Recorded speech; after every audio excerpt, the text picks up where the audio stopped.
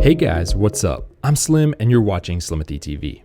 In this video, I've got a really cool one for you guys. Nova was kind enough to send out one of their NovaRing Rs free for review, so big thank you and shout out to them. Now, one of the main benefits to getting a NovaRing over something one of the competitors is that there are no subscription fees here. And that is one of the main reasons I wanted to take a look at this and see, do you really have to have a subscription with a smart ring? So anyways, the first thing you're gonna get here is the Nova Smart ring sizing kit here. And I highly recommend you do this. Do not skip this step, very important. The way I like to wear my rings, I have my wedding ring on this hand, and then on this hand right here, I like to wear a smart ring. So for me, size 8 seemed to do the trick for me. That one's just about perfect. It stays on because I have big knuckles, you guys can see. But it moves enough for me that I don't feel constricted. I don't like to have super tight rings. Same with watches. I don't like them super tight. I like them to be able to move just a bit, let my wrist or my finger breathe a little bit. Like a size 7 here, this would have been just too small, wouldn't fit.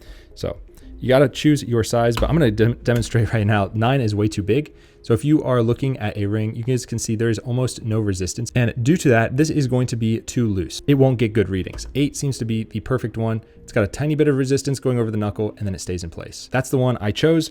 And let's go ahead and get on with that. So enough about the sizing kit, but again, very important. Please do not skip this step. Otherwise you might get the wrong size. Here is the box you are presented with. And honestly, this looks super premium.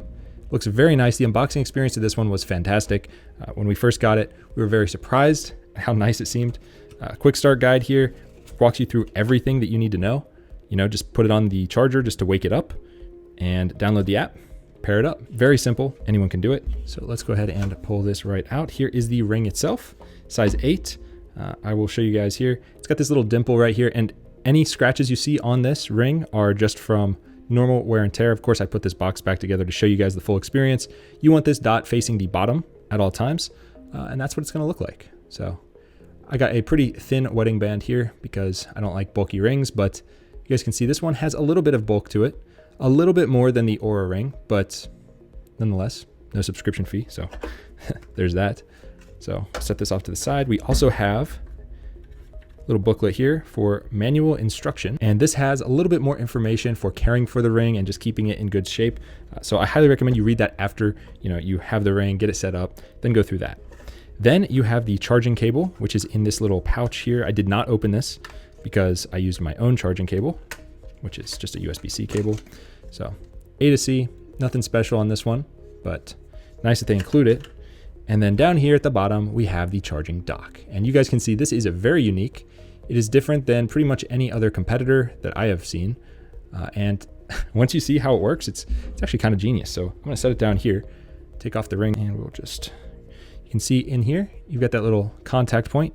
You just stick it right there and boom, it sits itself up. Now the one thing I'm kind of hesitant on with this ring, when it's charging, the green light and the red light are actually the pulse ox sensor and I guess the heart rate sensor. I feel like those could wear out over time just because you're using them so much when you're charging it. But I just plugged it in. You guys can see that red light right there. I believe that's a pulse ox sensor. So it's just letting you know that it's charging. Once it's done, it'll be green. So that's how you charge up the ring. Very simple. And it can charge up actually pretty quickly. Again, here is the ring on the finger, kind of thick. I am, just for comparison's sake, going to compare it to an Oura ring because I know a lot of you guys are going to compare the two. Here is what they look like. You guys can see Nova is a little thicker. It looks like it's a little bulkier overall, but they're very similar.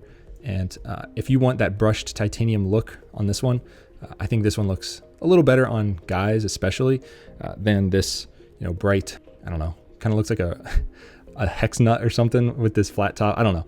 The Oura just looks a little bit, I don't know, it's out there. This blends in much better and I think it looks very classy. So definitely a plus for the NovaRing there. Now the main thing you guys are gonna wanna know about is the application. So I'm gonna open it up for you here and we're gonna let it load. So it's going to connect. You guys can see at the bottom here, that progress bar, it's letting you know how far along it is. So it's almost done syncing and wait for it. Hasn't synced in quite a while because I did take it off to test the standby mode and then we had to move the studio. So it got packed away during the move for like almost a month. Now in here, you guys can see it's 98% charged. It was at like 6% earlier.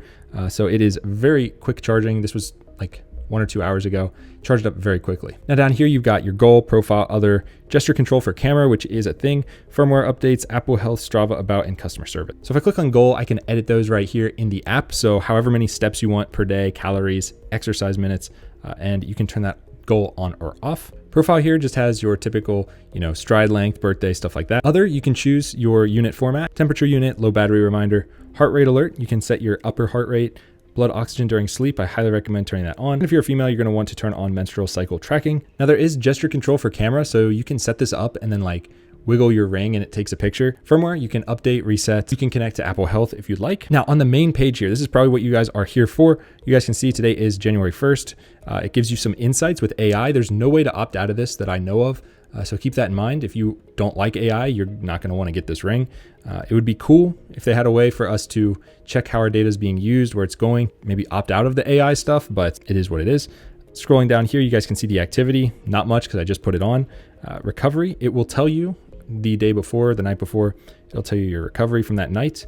You can tag, you can check your sleep, exercise, heart rate, blood oxygen, and HRV and stress. Now, a couple things to note here. First of all, blood oxygen, it's supposed to do it every night, but it only did it when I manually triggered it. I believe just a second ago, I showed you guys in the settings that it's supposed to be, constant every night. Blood oxygen during sleep, I highly recommend turning that on, but it doesn't do it for some reason. It might just be a glitch. HRV, you guys can see, it does that perfectly. It is tracking that every single day. If I go back out of here and I go to stress, stress only works when you actually do it manually. So I wish these things worked in the background. Maybe stress could, do it constantly, kind of like the Oura ring does. And especially the blood oxygen, that should be running overnight. For some reason, it's not. Over here, we've got recovery. So I'm going to switch back to another day. So let's go to December 2nd. You guys can see it was medium. It wasn't that good. My steps weren't very high. My total sleep was decent, but not great. And I can kind of swivel through here and see, I can see the restful, the light, and the REM. And then if I go to the actual sleep itself, if I go back to what was that, December 2nd, I can dig deeper into this and see more insights. So I got day, week, and month view, but let's just go to day view here, go back to December 2nd, and we can scroll down and we can see the sleep latency was 3 minutes. That's about right. Timing was poor. I probably went to bed really late. Yeah, like 2 a.m. So that wasn't great. And then here is the sleeping heart rate data and my biological clock. Tonight's optimal bedtime. It's trying to figure out, my sleep schedule. It's been pretty whack ever since we were switching studios for the past couple months, but I'm trying to dial that back to 10 o'clock. But you guys can see right now it thinks it's 2:30, and I only wore this for maybe a week and a half, maybe 2 weeks. It doesn't have a ton of data on me, like my Oura has a couple years worth. Temperature here is -0.5, so it does track your temperature over time, just like the Oura. I don't know if this has a symptom radar. I didn't see that. So the cool thing about Oura is it can tell you, if you're getting sick. And just recently I actually used that feature and it worked on the Oura, but this one I don't think has that feature. Now it's got a sleep chronotype, which is cool, and sleep trends right here. Now, if we go over here to the meditation page, this is something I never use in any of the Ring apps. I've seen others, they all have this meditation. I never use any of this. So you guys can see here when I used the Ring, and it looks like there were a couple days that don't have any recovery, which is strange. Pretty sure I wore it straight through all these days. I did compare the sleep times to Oura, and I will say this, they were within 15 minutes on average. So it's pretty accurate for sleep. Recovery was a little hit or miss, but the sleep stuff was pretty close. Now, different sleep, REM sleep, light sleep, deep sleep, they're a little different between this and Oura. Just like when I tested Garmin versus Oura, they were different, like with the watch. But this one, the actual total time, it's dead on the money. It is very close to Oura. And I know when I go to sleep and I know when I wake up and I check it, it's pretty close. So if you're looking for, this is more of a recovery device. Same with the Oura Ring. All these Ring things are not for going to the gym and lifting weights, because first of all, it'll hurt your finger if you're lifting weights with these. They're not for, going playing basketball. You can log an activity on this, like I showed you guys before. So I can start an exercise if I want. They've got a ton of different ones. You got GPS walking. It uses your phone's GPS, by the way. This is not what this device is used for or purpose built for, in my opinion. These rings are perfect for collecting sleep data and recovery data from the day before. So whenever I go for a walk or a run or play basketball, I slap on a Garmin watch, I go do my thing. Then I'm always wearing a ring anyway, unless I'm weightlifting. But then I sync all that data to Apple Health, and then I wear a ring at night, and that syncs to Apple Health, and I can get all my data in one spot And then I can hop into one of these apps like Nova, Oura, whatever I'm using, and I can see all that data broken down for the recovery and the sleep, the things that actually matter after you work out. So having a ring, in my opinion, is very important to kind of track how your body's doing. It makes sure you're not overtraining, oversleeping, not sleeping enough. No subscription fee here at all.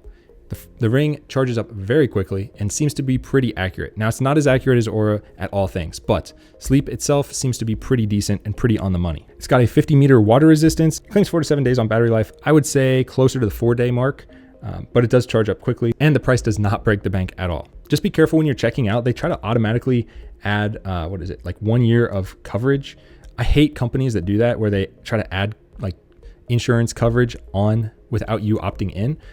So then you go to the checkout and you might accidentally buy it. So I don't like companies that do that. Nova, you should probably stop doing that. Let the person opt in if they want that, but just make sure you click no NovaRing coverage, Care Plus, or whatever they call it if you don't want it. But yeah, I definitely think you should check this out if you're in the market for a ring. There's many different rings out there though, okay? It's not just Nova and Oura. There's Ultra Human, there's RingCon, there's other weird brands that I've not used before. But Nova seems to be pretty solid. So check them out, guys. Links to it down below. If you like the video, hit it with a big thumbs up and subscribe, and I'll see you guys in the next one. Peace.